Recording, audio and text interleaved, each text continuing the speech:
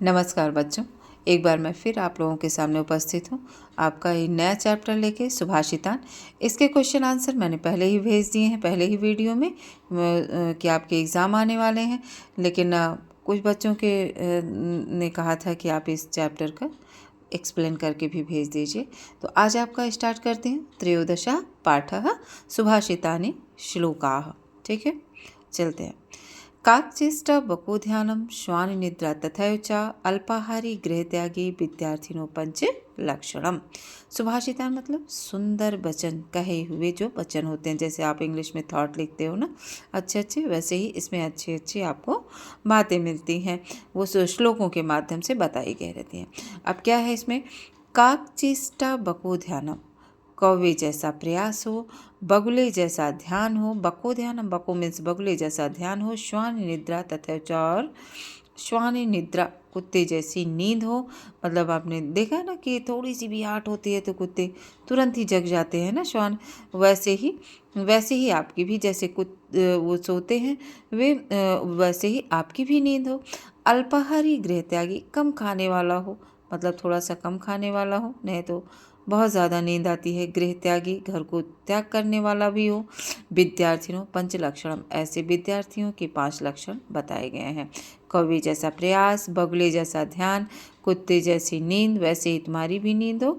और अल्पाहारी, कम बहुत ज़्यादा नहीं खाने वाला, जिससे नींद बहुत ज़्यादा आए, तो कम खाने वाला। और गृह त्यागी, घर को त्यागने वाले, ऐसे विद्यार्थियों के 5 लक्षण माने गए हैं। ये सब विद्यार्थियों के 5 लक्षण माने जाते हैं। अब आइए दूसरा, क्रोधा नाशते धैर्यम। क्रोध क्या नष्ट करता है? आपके धैर्य को नष्ट करता है। और क्रोधा नाशते श्रुतम, और क्रोध क्या करता है? अच्छी वाणी को ख़त्म कर देता है। और क्रोधा, हाँ, नाश्यते श्रुतम, ज्ञान को खत्म कर देता है। क्रोधा नाश्यते सर्वम, क्रोध सब कुछ नष्ट कर देता है। नास्ति क्रोध समो रिपु, रिपु मीन्स होता है शत्रु, और क्रोध के समान कोई शत्रु नहीं होता है। ठीक है, आपका सबसे बड़ा शत्रु क्रोध ही होता है।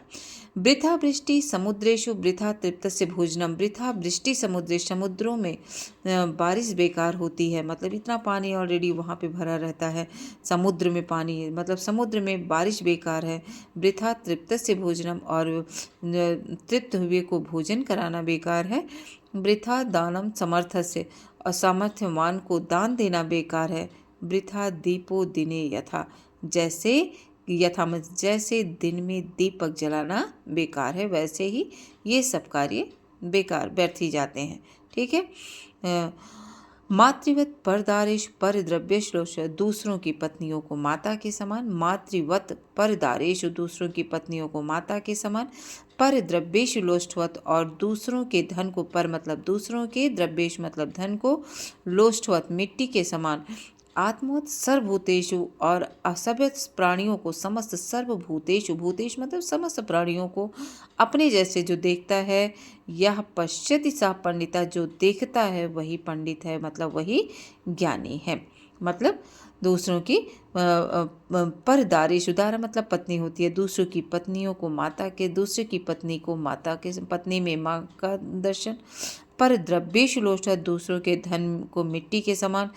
और अपने समान समस्त प्राणियों को जो देखता है वही पंडित होता है। अब आइए पांचवा, माता शत्रु पिता वैरी। माता शत्रु के हैं और पिता दुश्मन है। वैरी मतलब दुश्मन है। कौन से ऐसे माँ बाप हैं? एन बालों न पठिता, जो अपने बच्चों को नहीं पढ़ाते हैं। न शोभिते सभा मध्य, ऐसे बच्चे वो लोगों के बीच में, मध्य मतलब बीच में, नहीं शोभा पाते हैं। जैसे हंस मध्य बको यथा, यथा मीन्स जैसे हंस के बीच में, बहुत सुंदर पक्षी होता है, हंस के बीच में बगुला सम्मान नहीं पाता है, ऐसे ही बिना पढ़ा लिखा बच्चा लोगों के बीच में सम्मान नहीं पाता है। और भूमि गरीयसी माता स्वर्गात उच्चतरा पिता, भूमि से भी बढ़कर के माता है और स्वर्ग से भी बढ़कर के पिता हैं। जननी जन्मभूमश्च, माता और मातृभूमि भी स्वर्गादपि गरीयसी, स्वर्ग से भी बढ़कर हैं। भूमि गरीयसी माता, भूमि से बढ़कर के माता हैं और स्वर्ग से भी बढ़कर के पिता हैं। लेकिन माता और मातृभूमि स्वर्गाति गरीयसी, ये स्वर्ग से भी बढ़कर इनका स्थान माना गया है। अब आइए 7वां लास्ट है आपका, नमंत फलिनः वृक्षा नमंत गुणिनः जना। जो फलदार वृक्ष होते हैं, ऐसे तो फल नहीं लगे रहते तो शायद थोड़े सीधे भी रहते हैं, लेकिन जहाँ पे सबसे ज़्यादा फल लगता है जिस डाल में नमंत वृक्षा, ऐसे वृक्ष थोड़े से झुक जाते हैं, डालियाँ झुक जाती हैं। नमंत गुणिनः जना, और गुणवान लोग भी थोड़े से झुक जाते हैं। शुष्क वृक्षाश्च मूर्खाश्च, सूखे पेड़ और मूर्ख ना नमंति कदाचना, मतलब कभी नहीं झुकते हैं। सूखे वृक्ष और मूर्ख ना नमंति कदाचना, वे कभी नहीं झुकते हैं।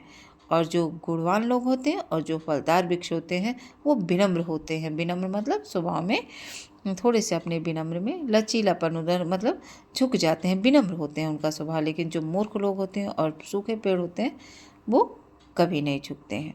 चलिए, आपका ये सुभाषितान चैप्टर कंप्लीट हुआ। उम्मीद करती हूँ ये समझ में आया होगा। ठीक है, क्वेश्चन आंसर पहले ही हो गया है। धन्यवाद।